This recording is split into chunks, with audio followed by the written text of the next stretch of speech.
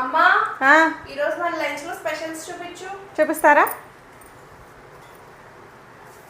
వేడివేడి అన్నం, వంకాయ వెల్లుల్లి కారం, చేపల పులుసు కూడా వండాను. కానీ నేను తిన్నాను, నేను వంకాయ కూర ఒక్కటే తింటున్నా.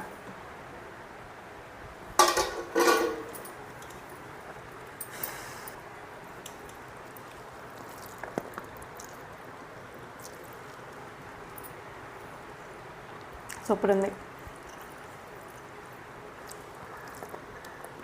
నీకు షుగర్ డౌన్ అయిపోతున్నప్పుడు ఈ వీడియోస్ అన్ని నీకు అవసరమా అమ్మా?